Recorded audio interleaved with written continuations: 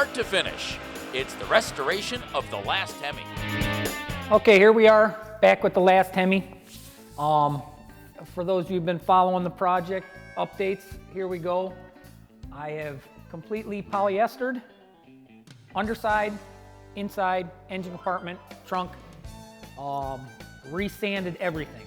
Now the polyester gives a little heavier build than a typical primer, so any of the nooks and crannies, the corners, where there may have still been a straggling little amount of pits that you can't really get a spreader in. I mean, I can cut and make custom little spreaders all day long, but there are just certain places you physically can't get to. So the polyester gets in there, sand it all out, all good. I sprayed the whole shell, and then it's got a guide coat on it, which is what you'll see on here with the little black sprays. That's just kind of to show me my high spots, my low spots, take care of everything. But I've always said you don't ever want to cut through polyester, because then that's one more layer that it has a chance of shrinkage and all that nastiness that ruins a beautiful paint job. But you'll look on the underside and you'll see that there are cut throughs in the polyester. Well, number one, it's an underside. It's not going to see the UV rays and all the direct sunlight and what have you. And what a lot of it was is where the floor pans were nice and perfect and pretty, you know, put a lot less build on it because the material didn't need to be there. Put less build, a little bit extra or less sanding. So yeah, you're gonna cut through. This is still gonna get a primer to simulate the original dipping of when it went down the factory line, all the correct oversprays of the colors.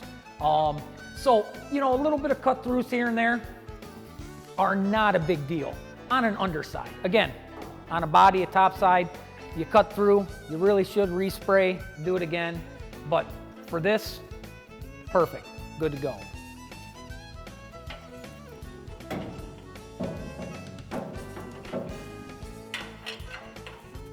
You know, after all's been said and done and you got your poly and it's all sanded out and you're ready for your final finishes, there's that one step that you can't forget either, which on the Mopar is pretty important. They're looking for it and it's pretty crazy.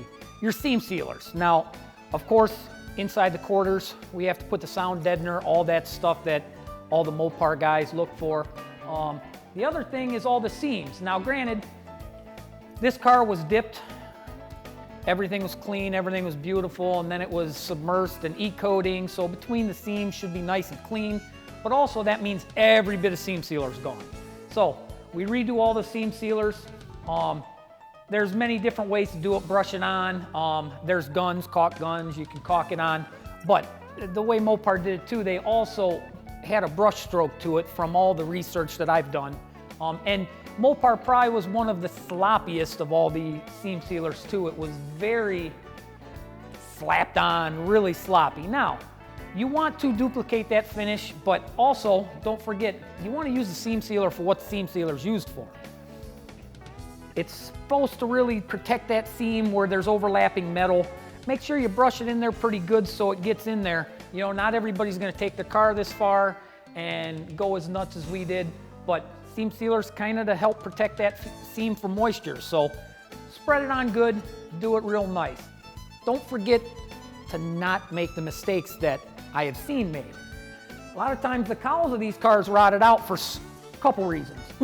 Number one, leaves and everything got down in the cowls, and this one was completely rotted out as we had saw too, you know, and that's all been fixed. But leaves got in, they rotted in there, and they just deteriorated the metal, whatnot. Well, a lot of times too, you know, everybody's human, going down the line, guys that were doing this, their gun jammed, whatever, they put a big blob of seam sealer in this area or this area. These are actually supposed to be the drains for the water to come out. You don't want them areas plugged up, but I have seen original cars that when you take the fender off and it was all rotted out in there. Well, why?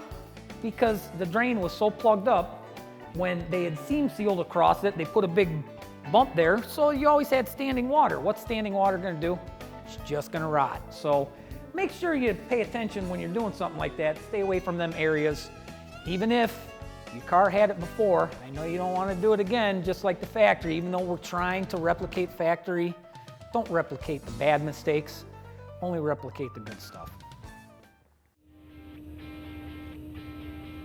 For more on the restoration of the last HEMI, visit our website at thelasthemi.com.